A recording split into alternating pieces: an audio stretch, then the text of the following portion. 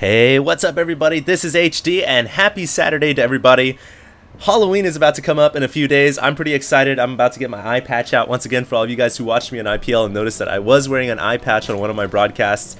Long story short, I basically broke my contact. No, I still have both eyes. But anyways, I'm pretty excited. Halloween's always a special holiday to me because I've always been a big, candy eater. That's kind of the reason why I've been putting on so much weight over here in my gut. Man, I've got to start to lose that. As a professional broadcaster of the esports world, I gotta make sure that I'm, as an ambassador, I can't be such a fat ass. That's pretty much how it goes. Anyways, guys, this is going to be a game between Nestea and Naniwa here. This is from the BlizzCon event that was held last weekend. These games were not broadcasted live. They were actually just sent out as replays. The players played them in the upper bracket, and they were never broadcasted, and they're really highly rated right now. I've heard a lot of rave reviews about it, so I thought I'd go ahead and pull them off and broadcast it in English for you guys to all enjoy. So, yeah, basically we have Nestea here, who is arguably the best Zerg player in the world right now. It could be tied for that with MVP, which funnily enough, they are teammates. They are from the same team, IM, aka Incredible Miracle. So, Nestea, MVP, they traded off wins back and forth. They're both won, I believe they've both won 3 GSL Code-S titles to themselves already. They're extremely talented. And speaking of which, at the BlizzCon Grand Finals, which was held last weekend, Nestea ended up playing not Naniwa, of course not. Nestea ended up playing MVP, and MVP was able to beat Nestea in a very thrilling series, which some say some people think is a little bit controversial because MVP lost the day previous in the GSL Code-S Grand Finals, which was also held at Anaheim. There's a little bit of partnership between GSL and between Blizzard. So MVP lost the GSL Grand Finals to MMA, which was a huge upset. I mean, as good as MMA is, a lot of people thought MVP was just going to crush him in a Terran versus Terran. But yeah, MVP lost. It was like a 50 grand matchup. And then a lot of people say, well, maybe Nestea felt bad for his teammate and said, hey, look, man, let's just go ahead and chop up the money and, have some fun. Let's just entertain the crowd, do some crazy stuff, and indeed crazy stuff was seen. We had nuclear missiles, we had like 50, maybe not 50, but like 20 ghosts and a billion brood lords. It was one of the most insane matchups I've ever seen for a Blizzard Grand Final. So, I don't know, that's the theory of some. I'm not, subscribing to it or denying it, just kind of stating it. But, yeah, this is once again from the upper bracket, I believe, of the Blizzard tournament. So I don't know the results of this. I don't remember if Nestea was in the lower bracket or the upper bracket at the end of the tournament. So he could very well lose this series to Naniwa. Naniwa could very well win or lose as well. And obviously, Naniwa's not a bad player. He is a grand champion of MLG at, I believe it was MLG Dallas of this year's circuit. So, he's no chump. I mean, if we had to put like a betting spread down, obviously I would put my money down for Nestea in this series. But Naniwa is not somebody who's gonna choke. When the pressure's on the line, he will perform. And I think this is gonna be a pretty damn good Protoss versus Zerg series. So yeah, I'm glad I could bring you guys an update to the esports news in the world today. I guess I could give you guys a full update. In IPL, Stefano obviously won the Grand Finals against Lucky. At MLG, we had Huck, I believe, win. At Blizzard, at the GSL, we had MVP win. And then at the BlizzCon Grand Finals, we had IM MVP win. And what else am I missing here? Oh, yesterday at the World Series, the St. Louis Cardinals won against the Texas Rangers. That's right. I kind of tune into baseball now and then. I'm more of like a football guy, but I definitely tune into baseball here and there. I'm more of a I'm a big football guy. I'm really happy about my San Francisco 49ers. They're like 5-1 right now. They play their next game against the Cleveland Browns tomorrow. I don't know why I'm telling you guys my personal, my personal likes and dislikes, but maybe this will make it easier for some of you guys out there to stalk me and find out more about me. Anyways, if you guys do get an opportunity, follow me on Facebook, Twitter. That's how you guys can truly stalk me and just keep up to date. And I give you guys like posts as to when I'm going live on live stream on Ustream, not Ustream, Twitch TV, when I do like ladder broadcasts. I also give you guys up to dates on what games I'm casting, when videos go up. You guys can find me at HD Starcraft on Twitter or Facebook. So, you know, jump on it. It'd be very, very much appreciated. Anyways, what do we have going on here for Naniwa? We have 2 gases, gateway, 3 gate, 4 gate, 4 gate plus robo off of 2 base with +1 weapons on the way.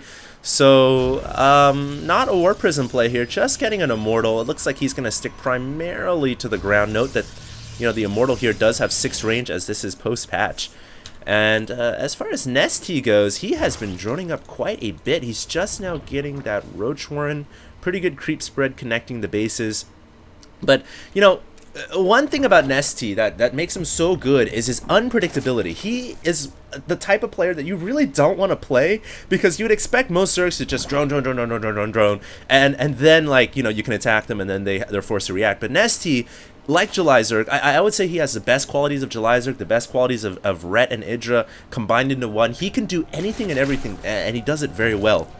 And it looks like this game, he is kind of sticking with that drone mentality, but just look at his timing here. He's making his roaches, as you guys can see on the production tab, as you guys can see on the screen actually, he is making his roaches just at the right time as Naniwa is pushing out. Look at that. Just crisp, beautiful timing right here. Very efficient. He was droning up the entire game, didn't produce a single attacking unit until this very last moment. And as a result, look, he's got, you know, 66 over 48 drones. That's a good 18 drone increase. My math is probably wrong because I have a hard time doing math when I'm casting. As you guys could probably tell when I said the Thor should be able to 2-shot a Hydra with +1 upgrades, but actually it should 2 shots a Hydra regardless.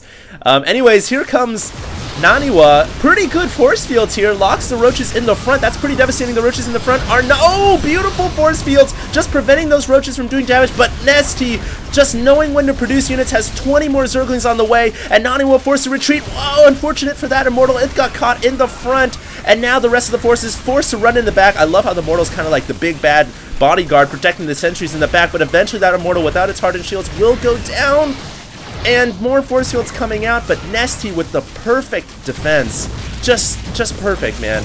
And as a result, look, he has a better standing ground army. He's like the general now, just counting all the dead soldiers in the field in like a long lost battle, and he has way more standing soldiers and way more economy. So as a result, his confidence gonna go ahead and prompt him to get another hatchery down here. He is just looking very good right now. Twilight Council on the way now for Naniwa, who is in a desperate situation. Anytime a Protoss player loses his entire army to a 2-base push like that without doing any damage at all, you're going to be losing some hair over that. And so hopefully Naniwa, especially against a player like Nestea, so hopefully Naniwa gets his gig together here. Oh, looks like he just finished +1 armor. So that's going to be a little helpful. 3 force fields come down, locking those 2 roaches inside the photon cannon range. Naniwa will hold the defense here. So this is something on a map like this, Shakura's Plateau, a Protoss player, I guess, doesn't have to worry nearly as much if they lose their whole army in the midfield, because they have such a good defender's, you know, vantage point right here. They can hide behind all their buildings. It's very hard for Zerg to break in. And Naniwa is going to be a little bit bold and adventurous here, maybe looking to secure a 3rd, which I have to agree with. You know, he can't let Nestea just run away with the macro, which at this point Nestea looking pretty close to doing so. Nestea also moving into the middle of the field with quite a few Lings, trying to get us around. Nope, there's a Spire on the way in the background, so there will be that surprising Muta tech switch here, which a lot of Protoss players have been complaining about lately, and I kind of feel for them. You know, Mutas, the advantage of the Zerg is being able to surprise your opponent with a quick tech switch. And when Mutas just come out of nowhere, it's so unexpected. A lot of times Protoss players won't have anti-air defense inside their base. It can be very hard for them to deal with. Thankfully, though, Naniwa does have Blink on the way, so you know he will be able to have Stalker mobility to deal with Mutas. He might lose a lot of them here, though, to those Lings. Nope, not quite. Nestea pulling back here. Is he producing any Mutas? Yes, there are 8 Mutalisks on the way with Flyer attacks level 1. Naniwa knocking on the front door once again here, looking for some daylight to get into this hatchery, but there are spine crawlers preventing that light from coming through. I don't think Naniwa wants to run up there. That's pretty risky. Now, is Nestea going to counter? Ew, he's going for the all-out counter. He just sent all of his Lings over to the Protoss natural, and I don't know if I agree with this, guys, because this is a very hard position to break. And yeah, Naniwa's just going to warp in some sentries, and hello, force fields! There it is. So this is actually a really bad position for Nestea. I don't agree with the all-out counterattack. It's going to take him so long to bust through. Nestea finally realizing that, falling back. But is it too late? Is he going to lose his natural? Naniwa doing a great job here. More Mutalisks are popping out right now. But I fear, even though Mutas are decent against Stalkers, I fear, look, he's just losing them one at a time. I fear he's not going to have enough forces. And look at this. Naniwa holding the front of the natural, now using the ramp to his own advantage against the Zerg, against Nestea. This is just smart play in general, and you know what, just reversing the home field advantage back in his favor. Naniwa is being so abusive right now, so intelligent. Force fields coming down once again, so efficient with the force fields. He is going to pop that natural hatchery and the macro hatch. He even killed the hatchery down here. Nestea is in a lot of trouble, ladies and gentlemen. And he doesn't even want to run up this ramp. He doesn't want to risk it because of the force fields. He finally has to do it, though. And here he goes. More force fields coming down, locking the roaches away. Will there be enough mutas to clean this up? I don't quite know. Those stalkers have 1 armor on 1 weapons. The mutas just now going to finish their flyer attack weapons. And that could be the turning difference in this battle. Nestea cleans it up. He cleans it up at the very last second. I think he's going to clean it up. Yes, he will clean it up. But that was some clutch work right there. But however, has the damage been done? That's a question you really got to ask yourself anytime this much devastation and carnage is left behind. 1 hatchery being popped here, 2 hatcheries that got popped here. Effectively, Nestea right now is only on 2 bases, whereas Naniwa is on 2 bases. You know, never a good situation when the Zerg is tied up with a Protoss player in terms of expansions. So, I don't know, guys. This is actually really close. It's hard to tell which way this is going to swing. Nestea now, he does have map control, so he could, you know, recapture his expansions fairly quickly, which it looks like he's going to go ahead and do right away. But this is such a back and forth battle. Nestea now poking away at some of these pylons on the perimeter of the map. This is actually pretty smart. Naniwa has blink, so he's just letting the pylons go down, trying to bait Nestea effectively into flying in, getting a little comfortable, and then he's going to blink underneath all the mutas. Oh, he could have had an opportunity to blink down, but, you know, that would have left him vulnerable to Zerglings. But, yeah, Naniwa's got a pretty large Stalker force here. Now, we saw how effective +1 Mutalisks are against anything, really. When you have a Mutalisk with 0 upgrades, it does 9, 6, and then 3 damage, I want to say. I believe that's how much damage it does. When it gets +1 weapons, it does 10, 7, and then 4. So it is a lot more damage. That's how the Glaive Worm really works. It bounces 2 times. So +1 weapons effectively is like +3 for a Mutalisk. The Stalker's now just going to push that away for now, but, you know, you got to be careful. You got to be careful. Naniwa has already noticed the power of those mutas against his Stalkers. Now, one thing that's really going to mitigate that will be the Sentry's Guardian Shield. So he does have some sentries in his army composition. Nestea at the top left here, waiting to perhaps spring some sort of a trap. He's also trying to attack through the side here. I see what Nestea's kind of doing. He's remacroing right now. He's just completely droning up. And he's trying to buy time right now. He's trying to fly the Mutalisks in to buy time because he knows that Protoss army is pretty damn large. And this is his time to drone up before producing attacking units. Oh man, but it looks like Naniwa is going to go ahead and push out in the middle of the map. That is such a large Stalker ball combined with sentries and Stalkers. Is Nestea going to have enough to deal with this? Note, he does have some roaches and links in the background. He's gonna have to produce all-out attacking units right now, but he's only got 20 links on the way, and Naniwa, with a really well-timed attack, he could look to end this game with this many Stalkers. That is just an unbelievable amount of Stalkers, and a forceful blink up the main, up the natural, and forcing the ramps once again with force fields. Nestea, does he have enough mutas to clean this up? Drones are fighting as well, even a spine crawler and a queen in the background on the ground trying to do as much damage as he possibly can. Will Naniwa be able to do it? It's very close, but it looks like his Stalker army is continuing to fall apart. A transfuse on the spine crawl at the last moment as well, and Naniwa is going to lose his Stalker army. What a beautiful hold by Nestea. What a brilliant hold by Nestea. That was some of the most clutches of clutch defenses I have ever seen.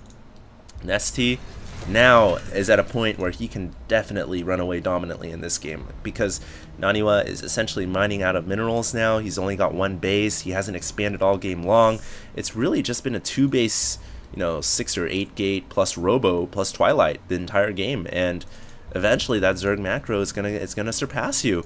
So I think Naniwa is at a significant advantage now. I don't see him dropping the ball right now, although, you know, upsets always happen, and they can and they do. Just like how MMA beat MVP at the GSL Grand Finals Codes at Anaheim. It was a huge upset.